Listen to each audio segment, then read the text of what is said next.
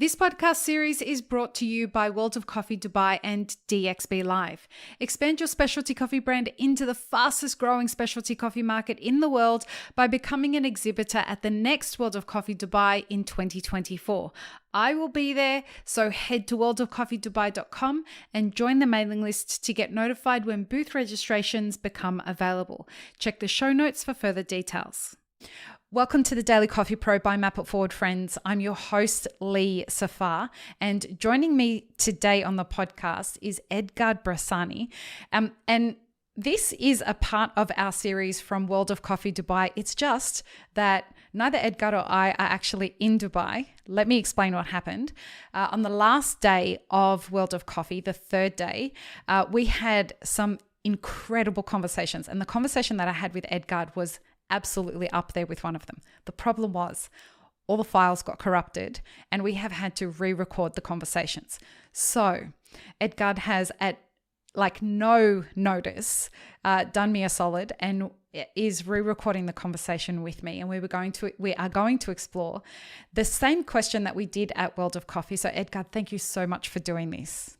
My pleasure, Lee. Thank you so much for giving me the opportunity to come back and talk. It's my pleasure, because the conversation that we had was, I think, the gateway to a conversation that's going to start to happen over the next at least decade. And so we're exploring the same question that we explored the other 2 days at World of Coffee.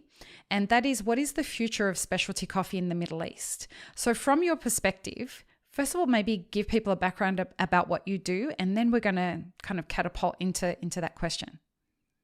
Well, I have played many roles in my career, starting from being the director of Brazil Specialty Coffee Association.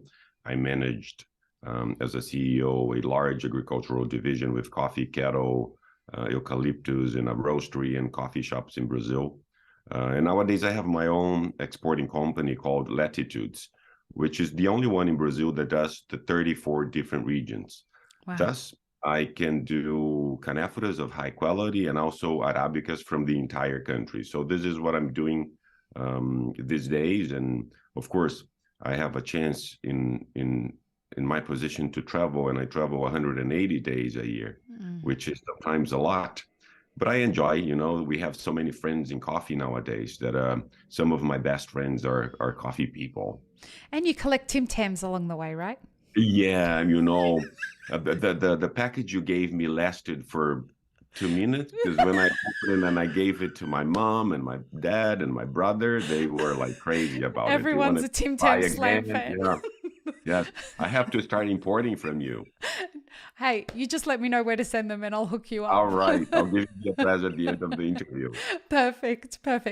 So let's talk about the future of specialty coffee in the Middle East, because it was really wild.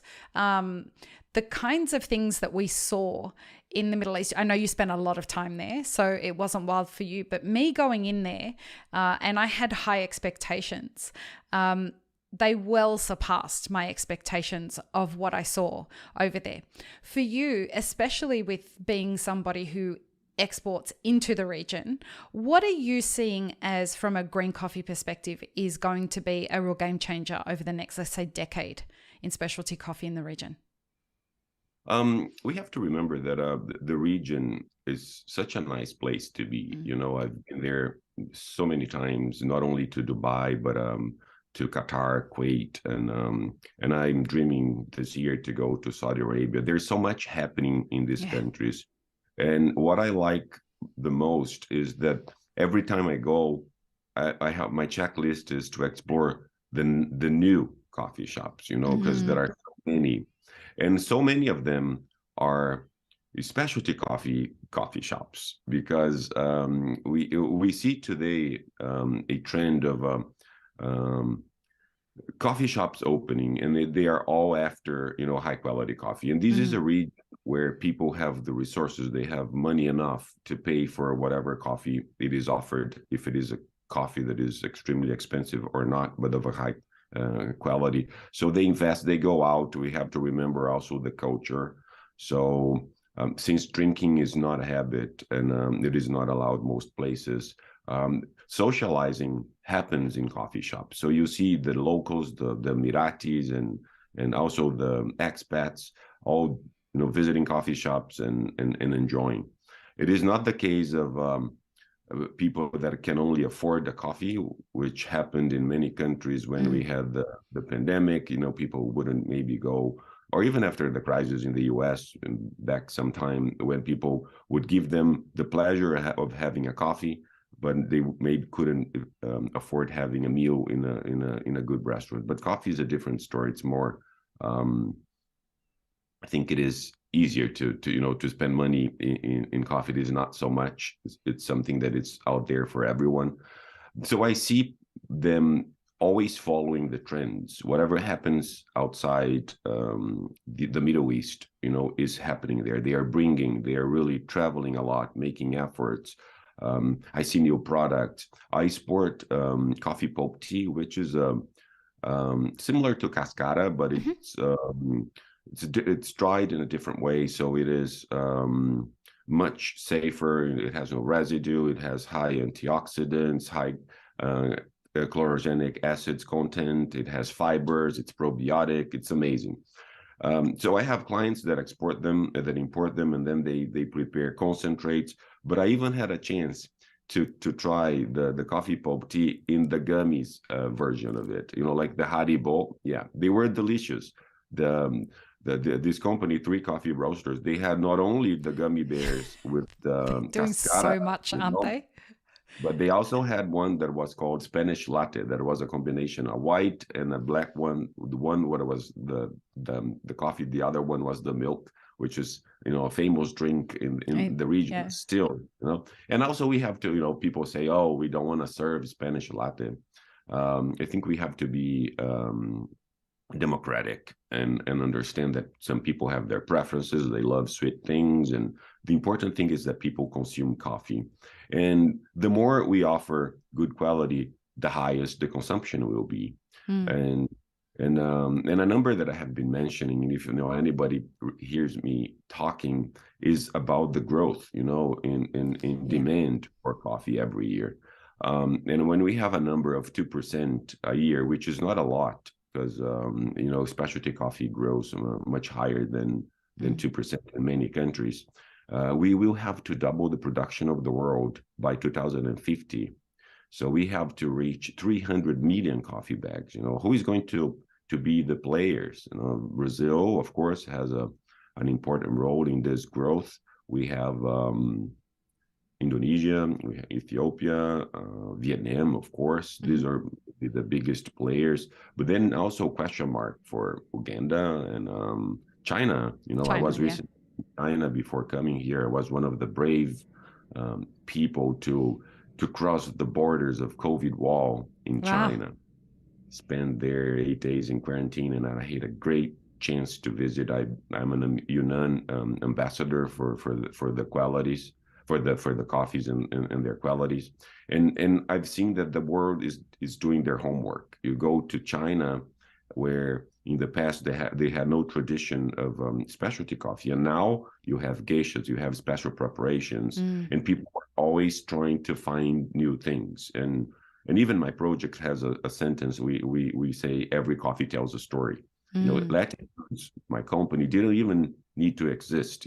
I just connect people. I connect farmers to roasters. This is what is important, to bring the stories of all these small farmers, and even from Brazil, people have a different idea of our reality.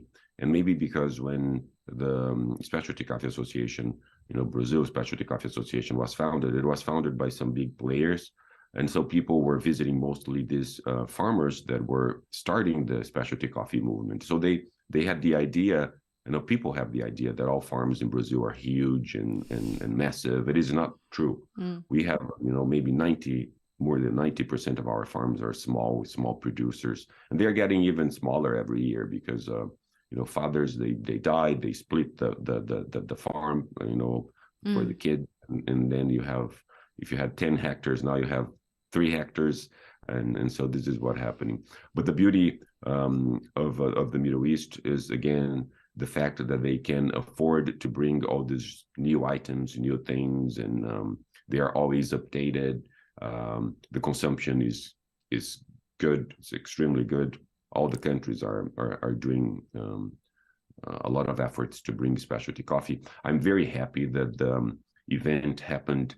It has been happening there. I've been judging the brewers competition. I've been always very active doing presentations at the Dubai coffee event. But this one, the World of Coffee Dubai, is in the calendar, you know, for the second year. I don't know how are they gonna do it. That I imagine there is a lot of other countries, you know, hoping to explore the possibility of bringing, you know, such an event to their countries. But it was amazing. A very nice crowd, nice companies, nice people, nice presentations. So Dubai, you know, is one of my favorite spots. We've already been booked for next year, which is going to be very exciting. And it's going to be bigger next year. I mean, I don't know how you top this show. It was fantastic. DXB Live did an amazing job. Shout out to Fadi and the team. It was so good. It is incredible, you know. Even during the pandemic, two years ago, you know, the show wasn't only the World of Coffee Dubai. It was not only coffee; it had other sectors there in other halls, but they are always doing state-of-the-art events. You know, they are so careful about selecting things and offering. They're very correct people, and I enjoy a lot being in the Middle East. You know, the culture is also beautiful. Beautiful. Yeah, it's so respectful and safe. And it's safe. It's such a safe. Wild, you know, how safe it is. I think people have the wrong idea about they really do. Brazil has issues, but no, it's not the entire country that has problems. Depends where you are. In any big capital in the world, you can have problems if you're at the wrong place at the wrong time. But Dubai, you can walk 3 a.m. in the middle of the street, you know, alone. Nobody will do anything. You know, this is very safe, and there are so many opportunities, you know, in terms of tourism spots and restaurants that are amazing, and coffee shops. The coffee shops are just like scenic, and you can select How beautiful are they? I never book a hotel with breakfast because why? You know, why? The food's great, the coffee's great.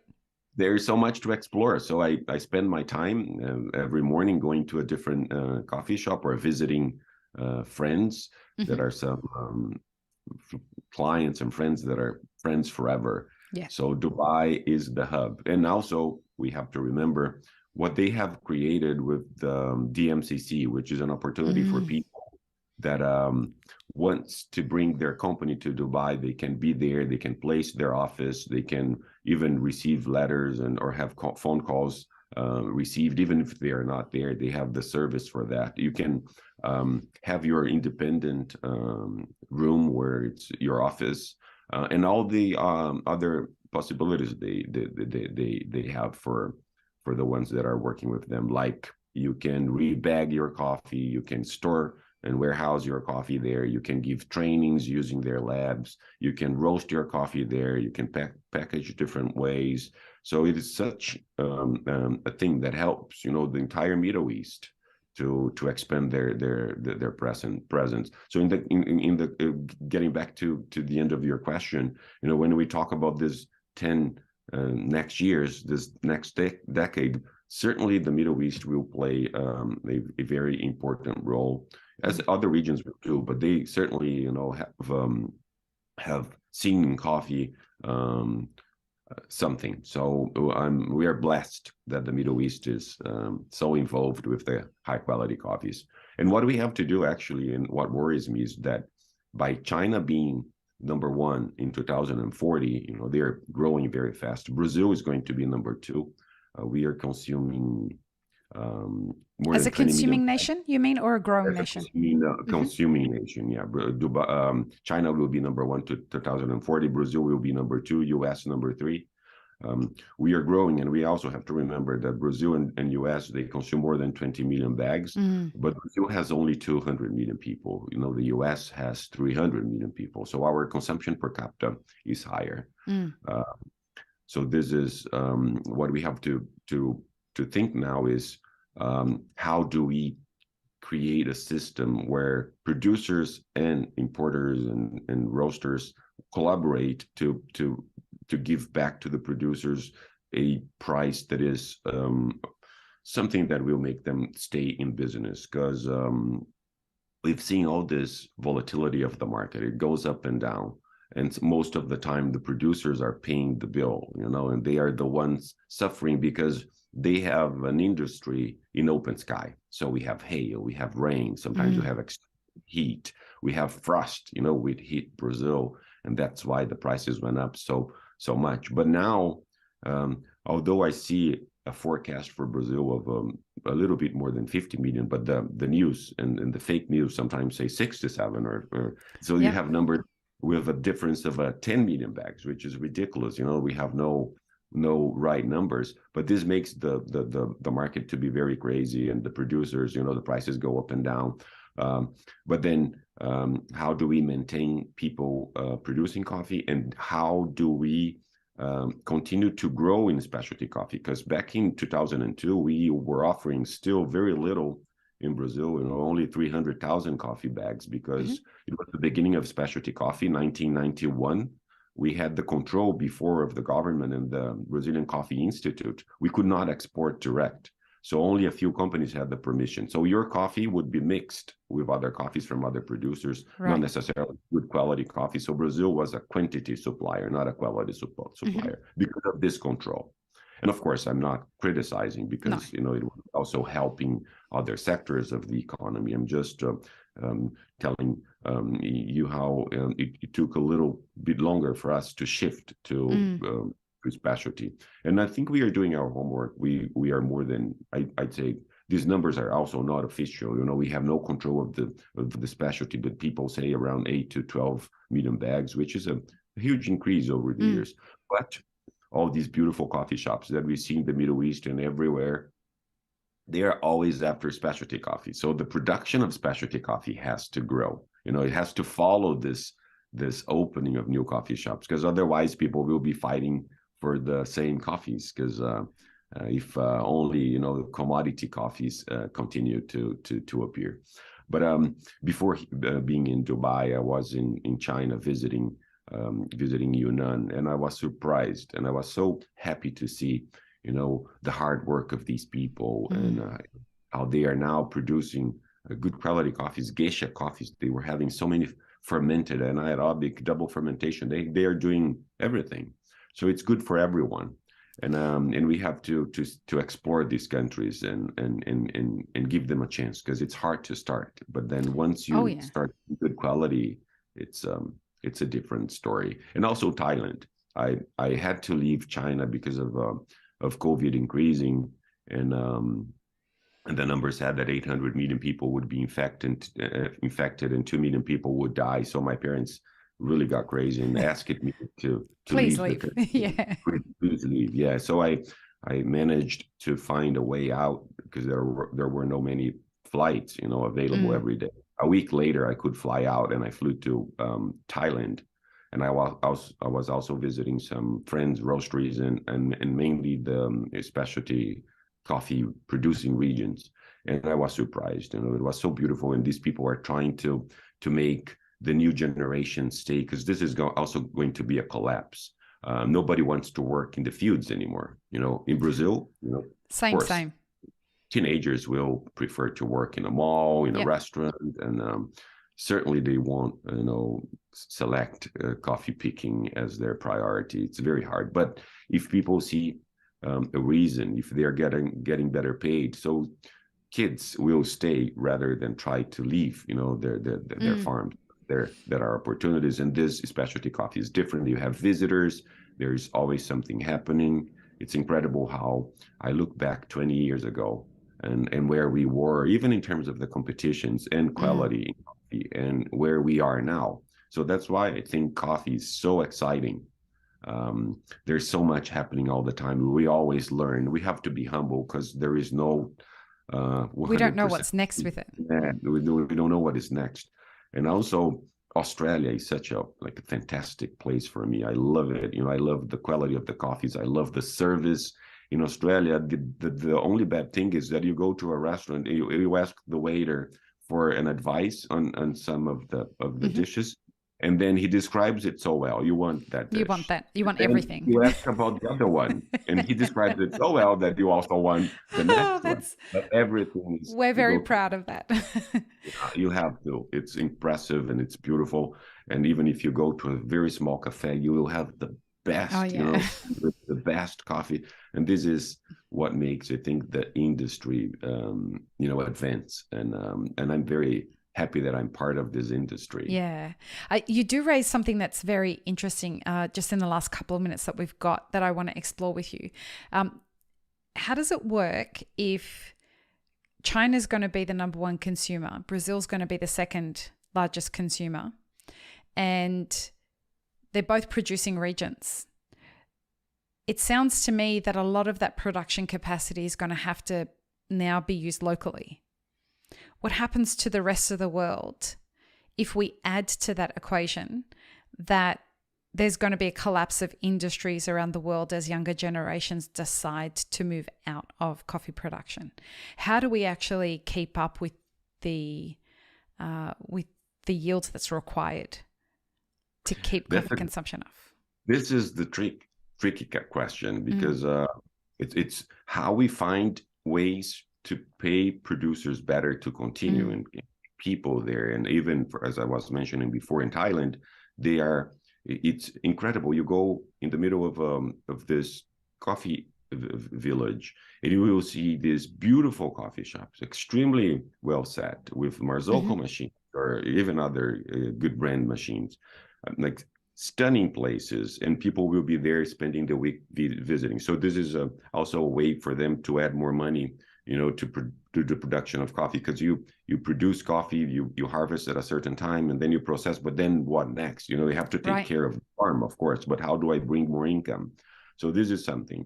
It's finding alternatives for people to continue, for students to go back. And I think now that I even have a presentation I do sometimes when I'm invited by the government in Brazil.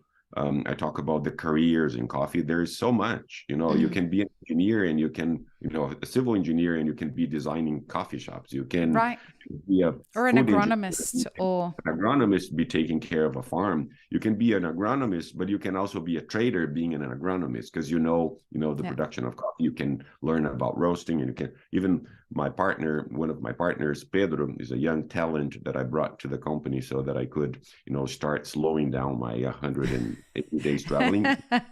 He's a complete agronomist. He's a complete professional in terms of he knows about the agronomy.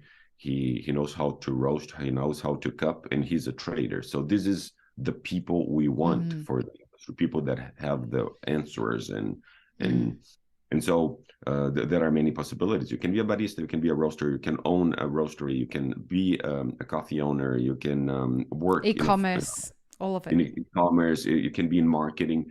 Coffee is there, and so many opportunities exist. But then, of course, these countries will consume coffee more and more. That's why the production has to follow. Only 2% is going to double the production of the world, and it's not very far. To 50 right there, to 40 for China is out there. It's very close. So we have to keep on going and stimulating these people to continue investing in coffee, so that we find otherwise. But also going back to your question, not many producing countries are very large consumers of coffee. I remember back in 2006 when I worked for the ICO on a pilot project to increase consumption in producing countries, and Mexico, as a producer, was consuming only 800 grams per person. Which is not very much. Annually. Brazil, annually, yeah. So we did in India, Mexico, and Indonesia. We were trying to apply what happened in Brazil, the Brazilian case of success in taking off again in consumption to these countries, because we had a problem also. In 65 we consumed 1965. We consumed more than 4 kilos in coffee. Wow. And then there we were, when it was 1988, we were consuming 2 kilos, a little bit more than 2 kilos. So it went down. The quality was so bad that people were shifting to juices and other beverages because they had the impression that all coffees were bad. But why? Because they mixed corn, they mixed, they left all the bad things of coffee, the husk and everything. They would dark roast and sell to people, a way to make money, but they were stupid because they were shooting their own foot. So the industry came and they created a purity seal. This purity seal would be stamped on the coffee package, and only if you had maximum 1% impurity. We are not talking about quality yet, but people started to say, "Oh, this is pure coffee. It's not a mix of things, that people are offering us." Later on, in 2004, they created 3 different seals: traditional, superior, and gourmet.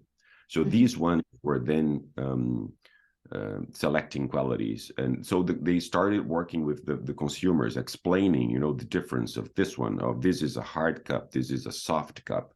Oh, it's a medium roast. This is a light roast. This is a dark roast. And also talking to the doctors community, because anything we had in the past was the coffee problem. You have a headache, it's coffee. You have a stomach ache, it's stop drinking coffee. Your finger is in pain, it's coffee.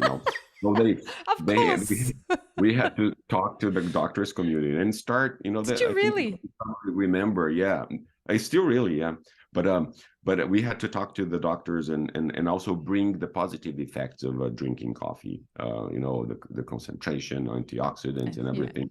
That are so many, like Vanderbilt University investigating.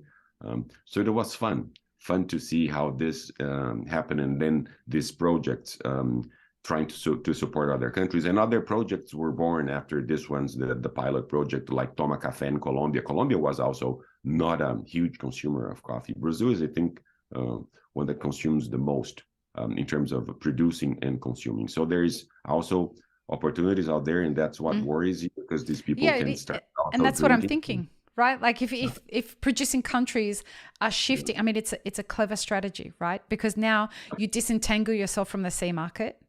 You are now starting to sell locally. You don't have to engage exporters and importers and the rest of the supply chain, which leaves the Western countries trying to cultivate their own growing regions, which we're doing here in Australia. They're doing it in California, but they're never going to be able to get to quantities that service the whole country. Maybe in Australia, we've got a small... because that are the limitations of climate and soils that are available for that. And also we have to worry a little bit more, this is one even more factor to complicate the scenario, is global warming. Global warming is shifting production different directions. It will, of course, in terms of Brazil, shift production to the limits of a 23-degree latitude, which is Capricornian line. But it will go to 24, 25 maybe, and explore. We have possibilities there. But when we talk about Central America, we don't have mountains that are, if you go up the mountains, you're going to a more limited area. The higher you go, it's smaller, it's not bigger. So if 1 or 2 degrees happen, a lot is going to be impacted, impacting us. And we also have all these problems. The World Bank says that in the next 3 decades we will have 1.4 million people leaving Central America and Mexico because of it's the climate refugees. So we have a future of uncertainty, but we have a future of people that love coffee, and they will always be trying their best. Researchers, we have so many research institutes in Brazil and in other countries. In Brazil, we have UFLA with the IAC, the Instituto of Campinas, other Incaper in Espírito Santo. They are all researching and trying to find varietals that are more adapted to heat or to scarcity of water, trying to, and of course also trying to combine that with quality. And even the robustas, you know, robustas are a new trend. This is a trend that I love. I became a coffee ambassador for the Robustas Amazonicus this year. I've been selling these coffees already for 4 years, but this year they invited me, you know, as one of the people that travels and brings their stories to be an ambassador for them. And I was surprised when I had a cupping in Cacoal, and we had coffees from 82 to 92 Robustas. So we had all the R graders, you know, using the R grading protocol. And I was like, oh my God, you know, I mean, that's the future, right? Like that's what everybody was talking about at World of Coffee. Yeah, this is the future of fine canaphoras, you know, because of course the canaphoras are there, but the way they did in the past by picking everything, you know, the earliest possible, and putting fire, as you know, like the rocket fire, you know, burning everything so fast. It gave them a bad quality. But now it's a different mentality of this new producers, young people that I visited that I was like in love with, and also like tribes of Indians producing coffees. And we have to remember and mention that these people, we are not like incentivizing people to grow coffee in tribes, but they have other products. But what happened is when they were giving their land, and their land was how do you say, they had their piece marked as their area. This was given to them, and these were areas like a treaty. This was given to them, but bought from other people that had to give that area to them. So they inherited this, you know, not only coffee but other things, crops, which they continue to produce and sell as part of their income. So you have these families, and they are organic, beautiful stories, and I even met a small Indian named Edgard that I was like totally. How I have nice. a picture in my Instagram with this little Indian, very small, like 2 years old. Bless. Yeah, it's a blessing to have an opportunity to travel like this and see and meet these people. But the job of the Robusta Amazonico is like impressive. I definitely think that's going to be a theme at next year's World of Coffee. I think given how much people were talking about it at World of Coffee this year, I think it's just going to be, I mean, people have to start adapting from now. People have to start realizing. And that's a good idea you just have given me. You know, I will bring this selection of 82 to 92 coffees, and I will organize a cupping. I will talk to how. Please let me know. To have something, because it's important that we give these people a chance. And of course, we have to remember again that we cannot expect Robustas Amazonicus of high quality to be, you know, traded and sold by $4 a pound. You know, because people they just want to. People are greedy and they expect it, right? No, it cannot be. You know, they are their coffees you can drink alone. You don't have to blend them with anything. You know, you have so many other exotic tasting notes that it's beautiful. It's delicious. Perfect. And it goes so well with lattes and cappuccinos, you know, with milk. It's delicious. Are you importing any of those coffees into Australia? To be I think I can say, yeah. Ona took some bags, some boxes of our 5 kilo packages, because they were I think they were studying also for Link, which is phenomenal new roaster that I fell in love with, and I even want to port to Brazil. It's so easy. It's so and this is the reason why am I joining this project. If I can say about it, can I? Go ahead. We have to wrap up in 2 minutes, but go ahead. Use the 2 minutes. But the thing is that these roaster, it's affordable. You know, producers can use it. That's why I'm really happy about it, because it's just checking density, which is easy. You don't need a master roaster to roast your coffee. So this is going to give producers a chance to get to understand their coffees better. So this is something. But then these coffees are being sold to Australia, and they're in academia in Italy and in many other places. So I've been promoting, and I'm really sure that this is going to be the future. So many different taste profiles, new profiles. people enjoy. I love it. I love when I drink these coffees alone and I say, wow, and I have a book, and I had to, now I'm writing the 6th edition of it. Which you have to include this. I have to shift, because I always had like the caneforas as low quality, because it was, and now that's changed. Yes, but this has changed. So I'm changing this, because I have to give them the right information, about this beautiful new product that's going to be out there for all of us. Well, you and I are going to have some of those coffees next year at World of Coffee with a Tim Tam Slam. Yeah, absolutely. I'll bring it, and you have the espresso, but then you have to give me 2 boxes. I will absolutely. Like I said to you, I'm going to get you to send me your address. I'm going to send you some Tim Tams, but I will bring some extras next year. It was so nice. We don't have that. So glad. I can't tell you. People see that in a coffee shop in Brazil, they would be blown up. We ended up being the social booth of World of Coffee because of it. Everyone was coming to have Tim Tam Slams. It was a lot of fun. I wish I had been invited the first day, because I would be back every day to have my. You were one of the people that got to sneak away with the whole packets. So true. Yeah, that's there were true. a lot of people that asked us for packets, and I snuck one in for you. So, Edgard, this was fantastic. Again, thank you for being so generous with your time, and at the last minute being able to re-record this episode. It doesn't disappoint at all. It was well worth it. The information is fantastic. Can't wait to have you back for a series later this year, and to have you back on the podcast at World of Coffee next year. Thank you so much. It is my pleasure to be given a chance to talk and share a bit of all these things we talked about. And I will see you definitely soon. Inshallah. Inshallah. Peace, love, and peanut butter, everybody. Have an amazing rest of your day. Thanks, friends. If you enjoyed this video, here's what you should check out next. Consider supporting Map It Forward on Patreon, and be sure to subscribe and hit the notification bell before you leave.